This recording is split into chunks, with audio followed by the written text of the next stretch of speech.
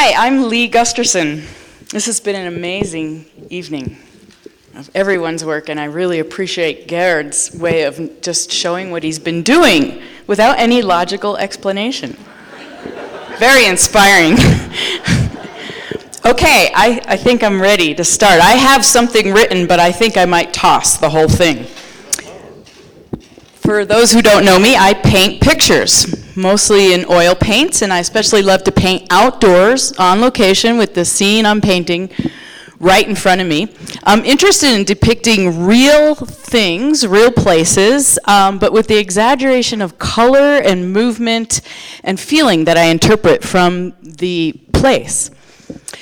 So I grew up in this really strict conservative household in suburban New Jersey.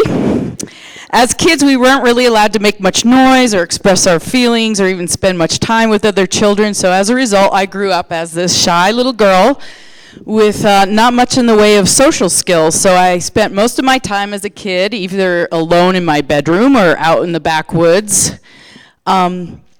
creating my own little world. I read lots of books, drew lots of pictures, made stories, made up my own little world. And I still live in my own little world. Is this going to give out on me? This happens to computers, too, when I sit in front of them. So I'm still in my own little world. I still am most comfortable by myself, outside in nature. And for the last 3 years, I've made my home up the road, up in Llano San Juan. I've put up a yurt for my painting studio, and I spend a lot of time in my yard. There's my yurt and my garden, and I grow vegetables. And I just love this place. And so I paint this place. I love the place.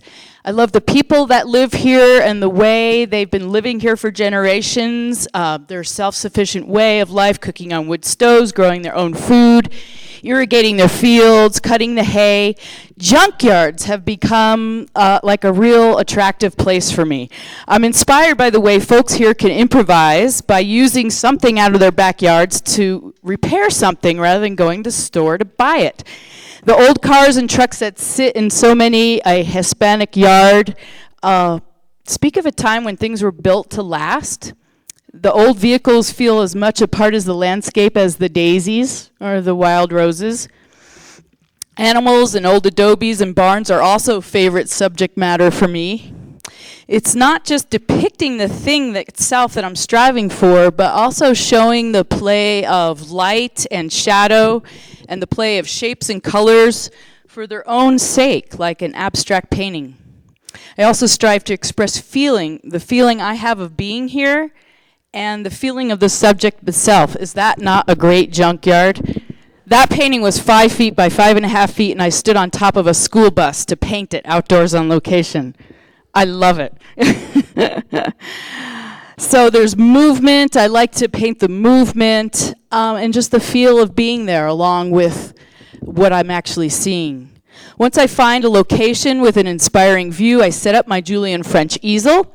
I always tone my canvas kind of a warm color, orange, pink, red, purple, right there on the spot. While that dries, I set up my paints all out in the palette. And when I'm about ready to begin painting, I like to take a moment just to breathe and be quiet and just to be where I am and let everything go from the past and the future and be in this moment and feel gratitude to be in this beautiful place.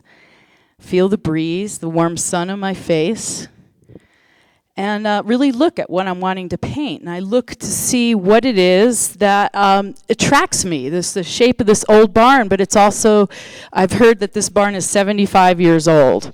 It's gorgeous, and I've trespassed through it and checked out all the little handmade carved doorknobs on the doors. It's just amazing. I like to work with my hands, and lately I've been building the frames for my paintings from old weather wood that I find either in people's old outbuildings or in piles in their yard. And I've been teaching painting workshops for the last 12 years, and that's been incredibly exciting to guide other people. There I am with some of my weathered wood frames and my paintings in my yurt. It's been, we go outside for about 2 hours. We throw on the canvas about as much information with paint as possible to describe the scene before us. The process is fast and energetic. and it doesn't allow for much time for the judge in our minds to make comments. It's not a thinking process, we just paint. So I encourage people to just see, to be present without the agenda of making like a good painting. And to try to see things in the ways of light and dark without labeling things as tree, mountain, truck. We've been so conditioned to seeing the environment around us. There's some of my students right across the street from my house, that we tend to really not look at things. We just see things as a matter of like, oh, there's the microphone, I need to grab it. And our mind labels things, and we don't really spend time looking at things. And I try to encourage people to do that.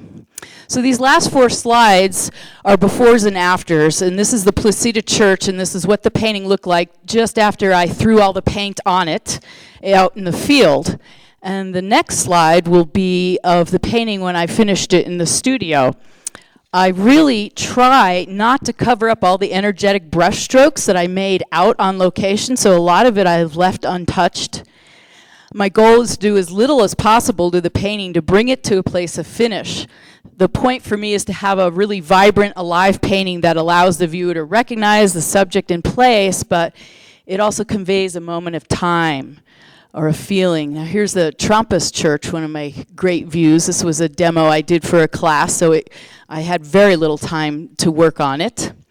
And the next view is when the painting was finished.